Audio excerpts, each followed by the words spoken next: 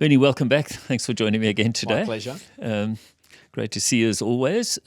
Today we want to chat about the SMSF sector, Yes. which obviously you're very involved in. I know you're on the board of the SMSFA. Yep. Would you mind just talking to just the amazing growth and the staggering amounts of money that are now in self-managed super funds? Yeah. Well, thanks, Gary. And yes, I'm very happy and proud to be on the board of the Self-Managed Super Fund Association. They do a great job around advocacy and policy work in the self-managed fund sector, and very successfully as well. Interestingly, self-managed super funds just now have reached over the $1 trillion mark of funds. Yeah. So as part of Australia's national savings and retirement savings, which is well past the $3 trillion mark, $3.5 trillion.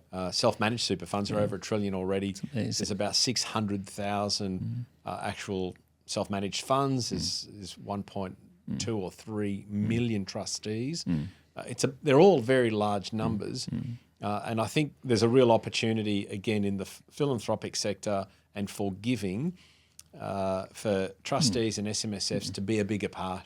And I think with the right information, the right knowledge and the right education, there would be much, much more giving if I think a lot of the trustees better understood what was available. And I think that's a really big opportunity for some of the work that we're doing. Yeah, very much. And in a previous podcast, we spoke about, the education that we're going to introduce early next year, which is specific to professional advisors, not only financial advisors, but also accountants, estate lawyers, and everyone else involved in generational wealth. And obviously self-managed super is a core part of that. It is. So, and I think there's a huge opportunity.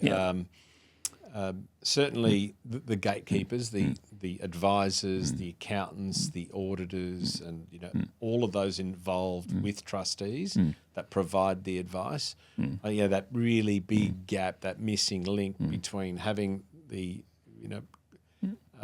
sort of educational baseline, the requirement to really be able to give advice on the philanthropic sector, on giving, is a really big missing piece in Australia. Yeah.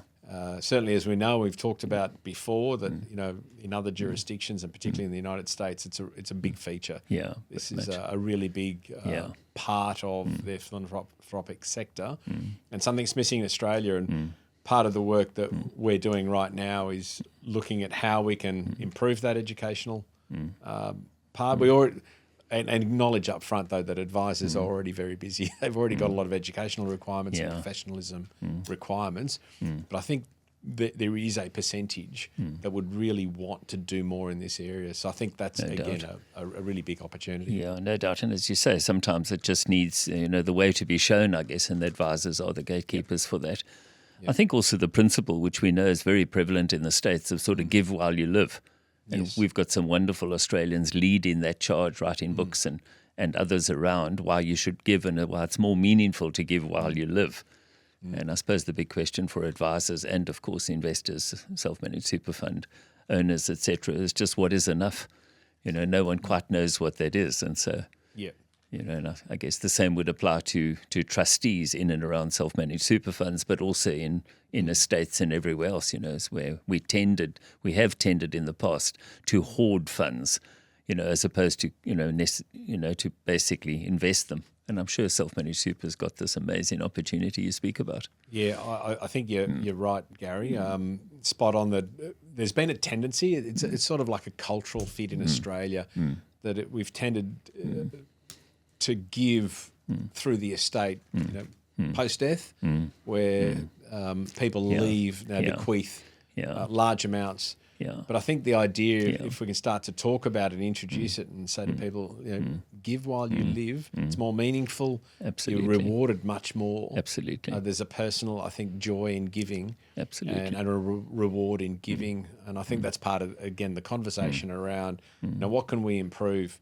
If the government can reach its goal of doubling giving by 2030, which is not that far away, then I think a really big part of that would be this, to really get some new messages out to the sector, to trustees, to holders of large capital, wealthy families, to the corporates.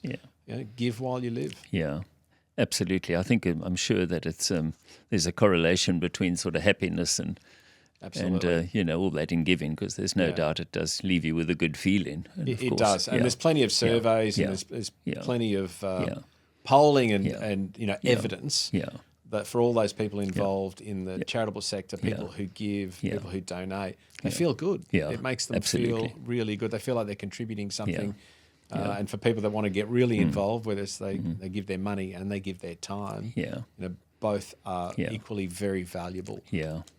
But we know there's lots of wealthy families who already are very, very generous.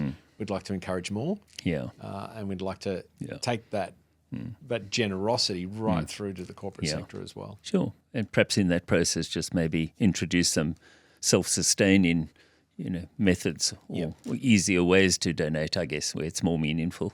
Yeah, absolutely. There's as we've talked about previously, there's been a lack of innovation. It hasn't been a focus area for a lot of people, and so I think shining a light on that, having the federal government have a program and drive a program towards doubling of giving, wonderful, really drives all of that.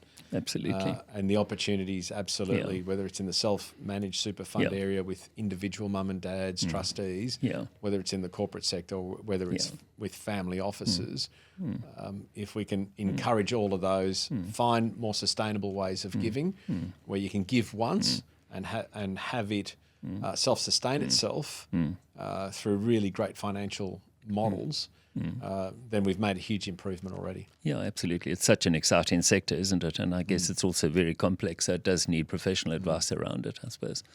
Absolutely. Bernie, thanks for joining us today. Great Wonderful. chat. Thanks, Gary. Thank you. My pleasure.